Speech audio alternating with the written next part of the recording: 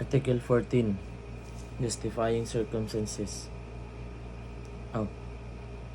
Article 14.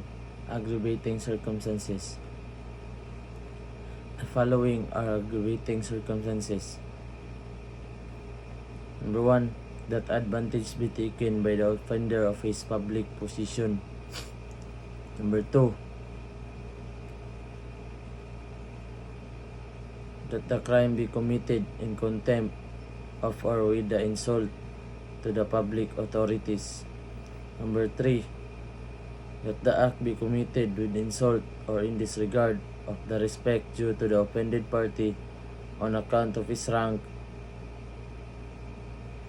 age, or sex, that it be committed in the dwelling of the offended party if the latter has not given provocation.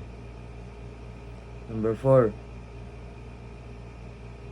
That the act be committed with abuse of confidence, of obvious ungratefulness. Number 5. That the crime be committed in the palace of the chief executive or in his presence, engaged in the discharge of their duties, or in the place dedicated to a religious worship. Number 6. If the crime be committed in the night time or in an inhabited place or by a band, whenever such circumstances may facilitate the commission of the crime. Whenever more than 3 armed malefactors shall have acted together in the commission of an offense, it shall be deemed to have been committed by a band. Number 7.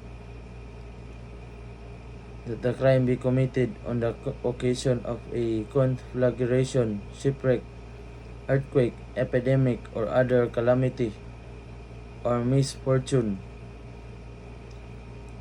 Number 8. That the crime be committed with the aid of armed men or persons who ensure or afford impunity. Number 9. That the accused is a recidivist.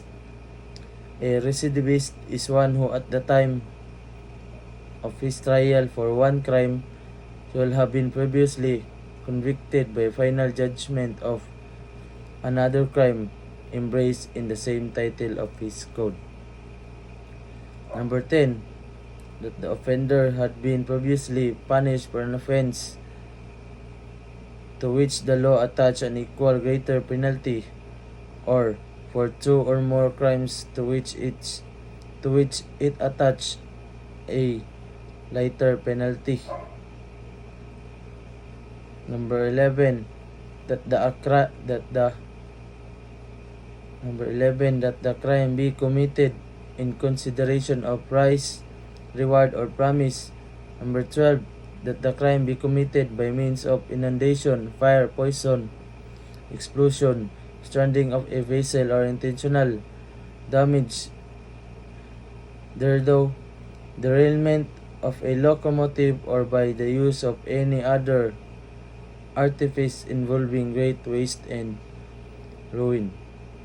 Number 13. That the act be committed with evident premeditation. 14. That the craft, fraud, or disguise be employed. Number 15. That advance be taken of superior strength or means employed to weaken the defense. Number 16. That the act be committed with treachery. There is treachery when the offender commits any of the crime against a person, employing means, methods, or forms in the execution thereof which tend directly and especially to ensure its execution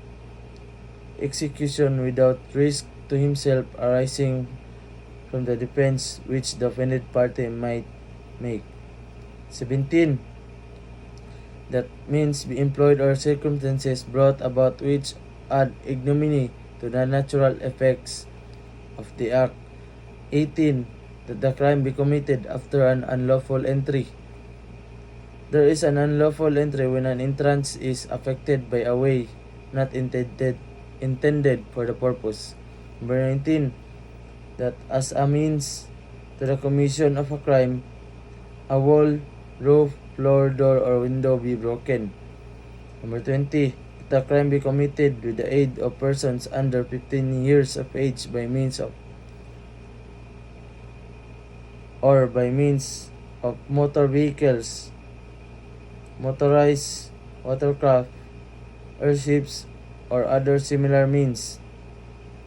Number 21, that the wrong done in the commission of the crime be deliberately augmented by causing other wrong not necessary for its commission.